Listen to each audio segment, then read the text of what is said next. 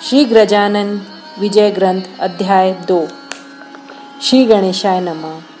हे चंद्रभागा तट पर विहार करने वाले दीन बंधु अज अजीत सर्वेश्वर पूर्ण ब्रह्म रुक्मणी के पति, आपकी जय हो। आपकी कृपा के बिना सब परिश्रम व्यर्थ है। जैसे शरीर में प्राण न रहने पर शरीर प्रेत मात्र है, सरोवर जल से सुशोभित होता है। हे पद्मा भी ब्रह्म कवच से फल के अंतर्गत रस की शोभा होती है, उसी प्रकार आपकी कृपा शरणागत को सार्थक देती है। पाप तथा त्रिविधा ताप और दीनता का निवारण करें, यही मेरी प्रार्थना है। पिछले अध्याय की कथा में बताया कि महाराज वहां से चले गए, जिसकी व्यथा बंकटलाल को दुखी करने लगी। उन्हें भोजन और जल भी अच्छा नहीं लगता था। उन्हें गजानन महाराज के रूप का सतत ध्यास मन में आ रहा था। वे जिधर देखते उधर महाराज की अनुपम मूर्ति का भास होता था। हे श्रोतागण, इसे ही ध्यास कहते हैं, जो योग शास्त्र अनुसार धारणा कहलाता है। जैसे गाय का बछड़ा अपनी अप्राप्त माता का ध्यास करते रहता है, वही अवस्था बंकटलाल जी की हो गई। यह अंत व्यथा बताने के लिए उनके पास कोई स्थान नहीं था जिसके पास वह व्यक्त करते, और अपने पिता से कहने का धैर्य उनमें नहीं था। ऐसी अवस्था में उन्होंने समग्र शेगांव में महाराज को ढूंढा, किंतु कहीं पता नहीं चला। घर में आने पर उनके पिता भवानी राम ने उनसे पूछा, बेटा, आज तुम्हारा मुखमंडल म्लान हो गया है, तुम व्यग्र से दिखाई पड़ रहे हो, क्या कारण है? तुम युवा हो, घर में किसी वस्तु की कमी नहीं, फिर तुम्हें किस बात की चिंता जिससे तुम्हारी यह अवस्था हो गई?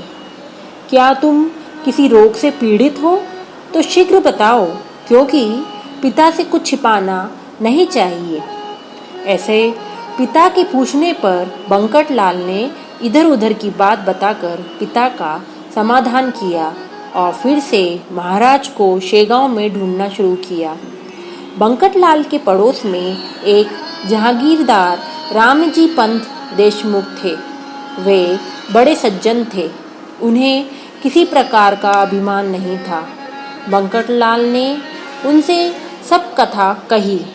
तब उन्होंने उत्तर दिया, बंकटलाल, तुम्हारे कथन से लगता है कि वे महापुरुष कोई योगी है। ऐसे कर्म और लक्षण पूर्ण सुकृत प्राप्त योगी में ही होते हैं, अन्यथा इन लक्षणों का अंशात्मक दर्शन भी होना दुर्लभ है। तुम्हें ऐसे पुरुष का दर्शन हुआ, यह तुम्हारा महाभाग्य है। तुम धन्य हो। तुम्हें दर्शन होने पर साथ मुझे भी दर्शनार्थ के लिए ले चलना। ऐसी अवस्था में बंकटलाल के 4 दिन और बीत गए, किंतु महाराज का वृतांत तिल भर भी मन से नहीं हटा।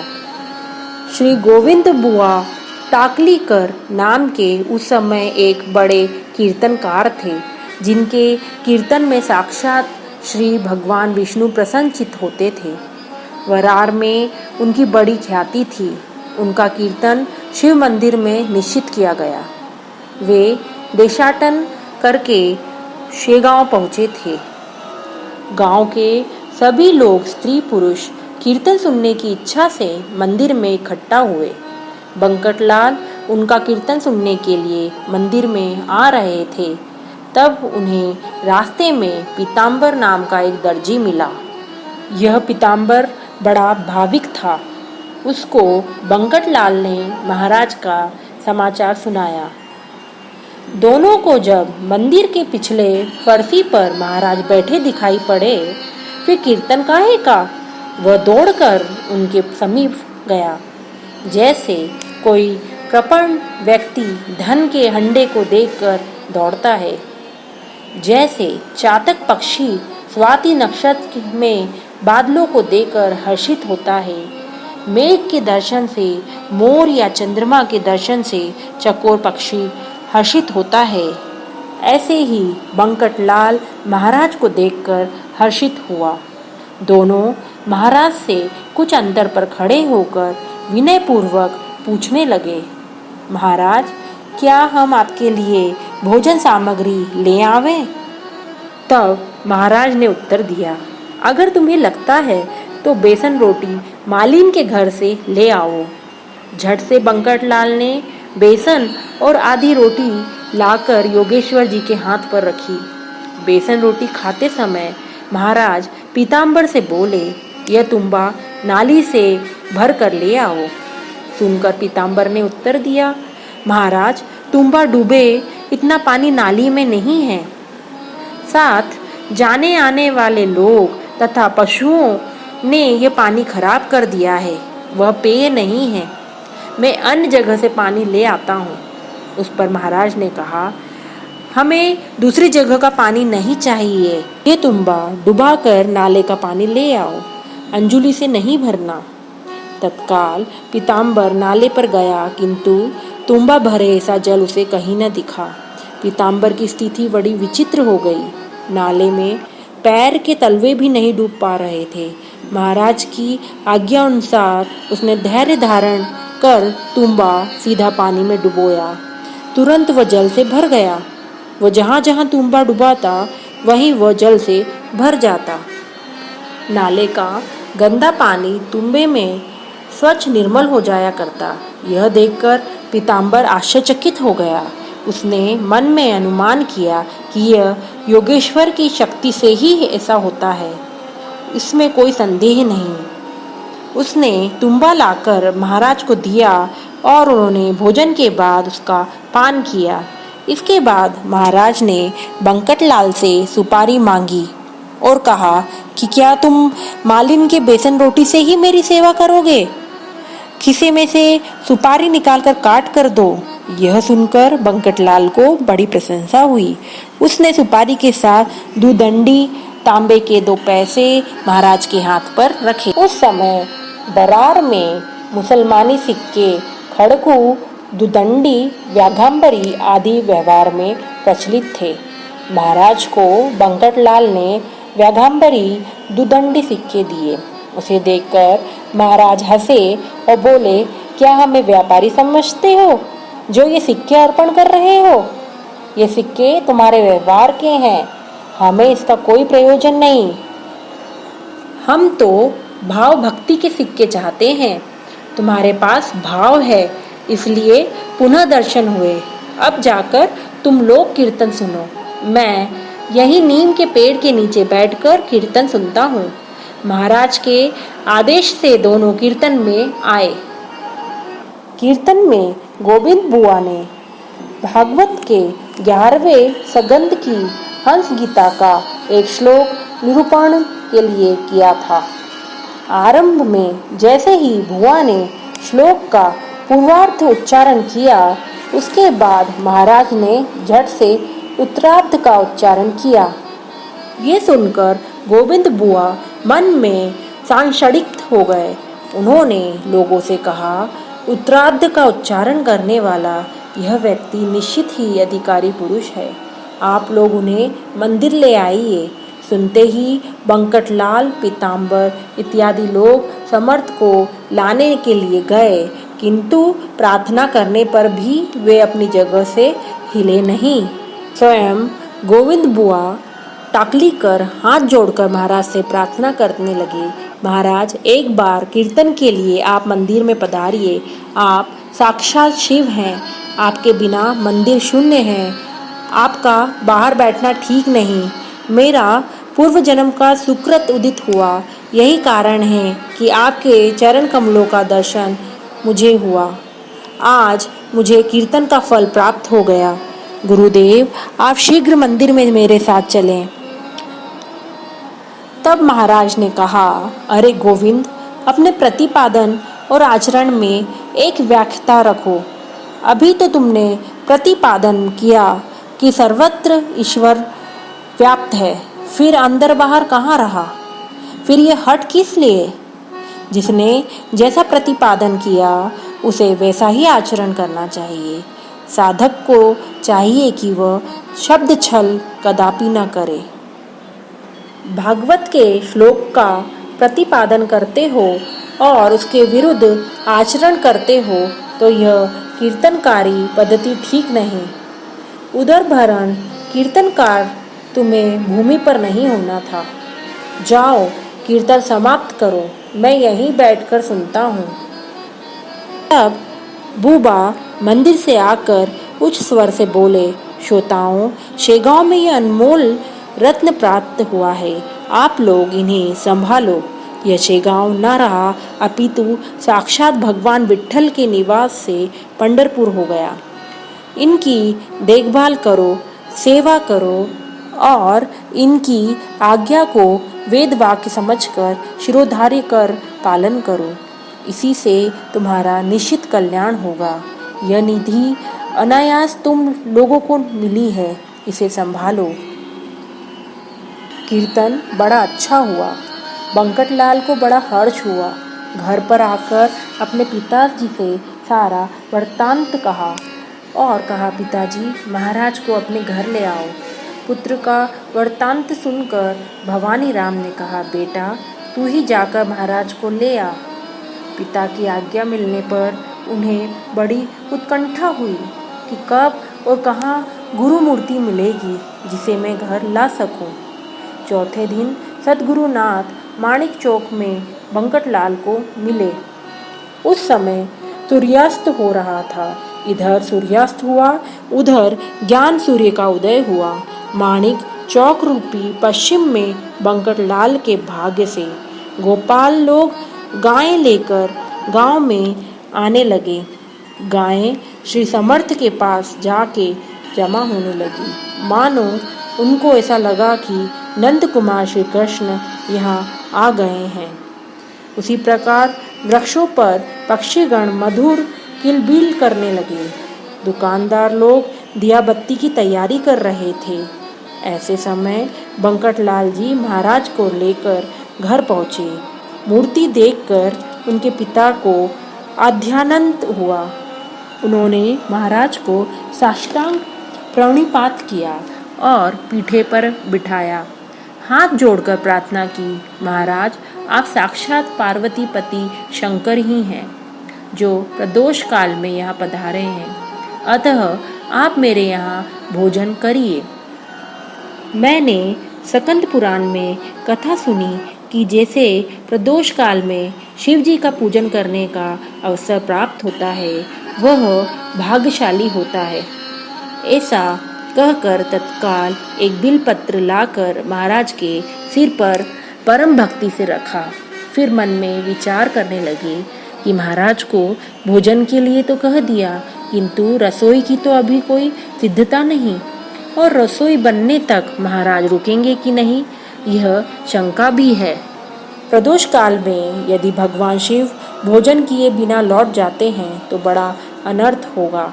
महाराज को आया जानकर बड़ा भारी जन समुदाय जमा होने लगा महाराज को देखने एवं दर्शन के लिए। बड़े धर्म संकट की बात है। अंत में निर्णय लिया कि दोपहर में पूरी बनाई हुई है, बासी नहीं समझी जाएगी। दूसरी पूरी पक्की रसोई है, इसमें दोष नहीं। ऐसा विचार करके थाली में पूरियां रखकर महाराज के सामने रखी। मेरा भाव शुद्ध है और निष्कपट भाव से भगवान शंकर प्रसन्न होते हैं। पूरी के साथ बादाम, खारीक, केला, मौसम्बी तथा मूलक साथ में परोसे। महाराज के ललाट पर बुक्का लगाया, गले में पुष्पमाला अर्पण की। महाराज प्रसन्न होकर सब पाने लगे। बड़े आनंद से सब पदार्थों का सेवन किया। जो जो पदार्थ थाल में परोसा जाता, शीघ्रता से महाराज उसको ग्रहण करते। इस प्रकार साधारण तीसरे पहर अन्न का ग्रहण महाराज ने किया और रात को वहीं आराम किया। दूसरे दिन बंकटलाल ने महाराज को प्रातः मंगल स्नान कराया। सो घड़े कदोष्ट जल के सिद्ध करके महाराज को स्नान कराने लगे, जिसमें स्त्रियां भी थीं। कोई महाराज को शिकाकाई लगाने लगे, कोई साबुन शरीर पर लगाने लगे, कोई बड़े प्रेम से महाराज के चरण कमलों को पकड़कर धोने लगे। कोई दनक लगा रहा है, कोई हिना अतर रगड़ रहा है, कोई चमेली का तेल लगा रहा है। इस प्रकार अनेक प्रकार के अडग रागों से महाराज को मंगल स्नान करवाकर पीताम्बर पहनाकर बड़े सम्मान से आसन पर बिठाया। बंकटलाल के यहाँ ईश्वर कृपा से संपन्नता थी, किसी प्रकार की न्यूनता नहीं थी। इसके बाद योगी राज को आसन पर बिठाकर मस्तक में केसरी तिलक लगाया, अनेक पुष्पहार गले में डाले। कुछ लोग महाराज के मस्तक पर तुलसी मंजरी चढ़ाने लगे। महाराज को अनेक प्रकार के नैवेद्य अर्पण किए। इस प्रकार बंकटलाल का भाग्य उदित हुआ। उस दिन बंकटलाल का घर मानो साक्षात द्वारका नगरी हो गया। किंतु वह दिन शिवजी का सोमवार था। सब लोगों ने अपने मनोरथ पूरे किए। केवल बंकटलाल के बंधु इच्छाराम जी शेष रह गए। ये बंकटलाल के चचेरे भाई थे। ये भगवान शंकर के भक्त थे। ये बड़े भाविक थे। प्रातःकाल का उत्सव देखकर इनके मन में भाव जागृत हुआ कि आज सोमवार है, साक्षात भगवान शंकर ही यहाँ घर पर उपस्थित हुए हैं। सो अस्त के समय प्रदोष काल में महाराज की यथासाध्य पूजा करके पारण करना चाहिए। अस्त का समय हो गया, सूर्य भगवान अस्त हो गए। इधर इच्छाराम ने स्नान किया। प्रदोष का समय देखकर पूजन की सामग्री लेकर बड़े प्रेम से महाराज की पूजा की और हाथ जोड़कर विनती की, महाराज दोपहर में आपका भोजन हो गया है, किंतु सायं आप थोड़ा सा भी ग्रहण करें, क्योंकि मेरा उपवास है। जब तक आप कुछ ग्रहण नहीं करेंगे मैं प्रसाद नहीं पा सकता। आपने सब भक्तों का मनोरथ पूर्ण किया। मैं ही एक भाग्यहीन बचा हूँ, सो मेरी मनोकामना पूर्ण करिए। सब लोग कुतूहल पूर्वक देखने लगे कि अब महाराज क्या करते हैं। ऐसे में ही इच्छाराम एक थाल परोसकर ले आए, जिसमें बासमती का भात, 2 कुर तथा नाना विधि पकवान थे। जलेबी, राघवदास, मोतीचूर, गुजिया, अनारसे, घेवर आदि मिष्ठान थे, जिसका मैं वर्णन नहीं कर सकता। अनेक प्रकार के अवलेह, अचार तथा दही पास में रखा था। परिपूर्ण थाल को देखकर महाराज अपने आप से बोले, भोजन चाहिए, भोजन चाहिए, ऐसा रात दिन घोंकते हो, लो अब खाओ। अरे अघोरी, अब इसका अपमान न करो। तुम्हारा अघोरी कृत देखने के लिए ही ये सब लोग यहाँ पर जमा हुए हैं। ऐसा निश्चय कर महाराज ने सब थाल खाकर समाप्त कर दिया, यहाँ तक कि नमक और नींबू भी नहीं छोड़ा। महाराज की इस लीला का दूसरा उद्देश्य यह था कि भोजन के लिए आवश्यकता से अधिक ग्रहण कभी नहीं करना चाहिए। उसका परिणाम महाराज लोगों को बताना चाहते थे। भोजनोपरांत महाराज को हड़हड़ाकर उल्टी हो गई, जिससे सारा अन्न बाहर आ गया। इस प्रकार की घटना एक बार श्री समर्थ रामदास के जीवन में घटी थी। एक बार समर्थ रामदास स्वामी को पायस खाने की वासना हुई, जो साधु के लिए ठीक नहीं, तो उन्होंने दंडित करने के मनीषा से खीर का अघट पान किया, जिससे उन्हें वमन हो गया है। तब फिर वे उसे भी खाने लगे, ताकि पुनः उसकी वासना न हो। इस प्रकार गजानन महाराज ने लोकाग्रह के निग्रह के लिए यह लीला की, ताकि भावी पीढ़ियों को शिक्षा रूप में यह ज्ञात हो कि दुराग्रह का परिणाम क्या होता है। अस्तु, लोगों ने वमन का स्थल साफ किया, महाराज को स्नान करवाया और साफ सुथरे आसन पर बिठाया। हजारों लोग महाराज के दर्शन को आए।